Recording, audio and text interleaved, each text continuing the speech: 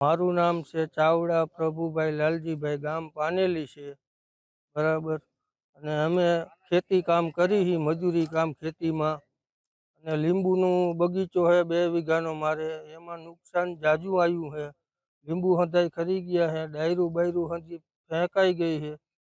અને પોપઈનો બગીચો હોય એમાં નુકસાન પણ જાજુ આવ્યું છે અમને.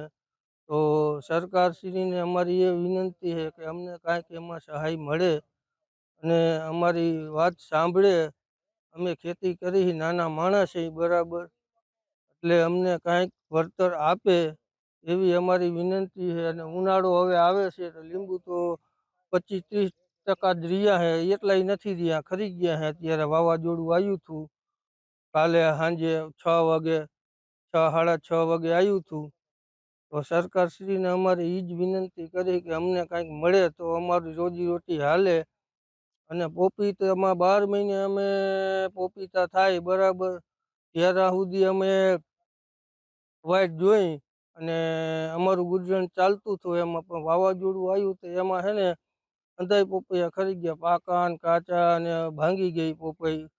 હવે એમાં કાંઈ રહ્યું નથી. તો હવે સરકારને અમે એ વિનંતી કરી કે અમને કાંઈક આપે લાભ, વળતર આપે, એ અમારી વિનંતી છે. મારું નામ મહેન્દ્ર સવજીભાઈ ચાવડા, ગામ મારું પાનેલી. અમે હાલ છેલ્લા 15-20 વર્ષથી ખેતી કરી છીએ.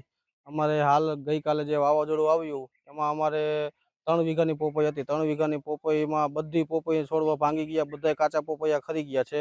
એમાં અમારે ઓછામાં ઓછું 80-90 હજારનું નુકસાન થયું છે. અને પ્લસ અમારા ગામમાં પાનેલીમાં ઓછામાં ઓછી 300-400 વીઘા જમીન છે. એમાં 100-150 વીઘા જમીનમાં જે અમારા ગામ લોકો બધા પોપૈયા વાવે છે, તો એ પોપૈયા એમને બી બધા છોડવા ભાંગી ગયા છે. અને બધા એના જે કાચા ફળ આવે પપૈયાના એ બધા બી ખરી ગયા છે. એટલે ગામમાં મોટા પાયે 80% પોપૈયામાં, ડુંગળીમાં, પછી લીંબુમાં, આ તે વરિયાળી વાવે વરિયાળીમાં નુકસાન જાજુ થયું છે. ગઈકાલે જે વાવાઝોડું આવ્યું ને એમાં 80% ખેડૂતોને નુકસાન થયું છે. તો અમને સરકારશ્રીની એટલી અપેક્ષા છે કે આમાં અમને ન્યાય મળે અને વળતર મળે.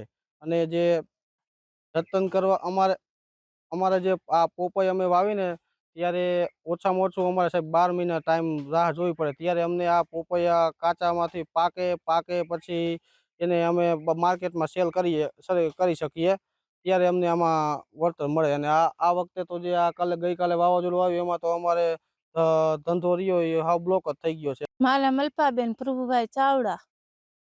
અમાર સાહેબ આમાં શું કરું જોજે ને, આ લીંબુ, પોપૈયા, લસણ, ડુંગળી બધું એમ થાય ખાતર બિયારો. પોપૈયામાં 12 મહિના મહેનત કરી તઈ એમ થાય હાલો ફળ પામે. લીંબુમાં એમ કેટલું ખાતર બિયારો દવાયું સાટી એમ થાય ઉનાળો આવ્યો, વેચી અને અમે આમાં 5 પૈસા કમાઈશું.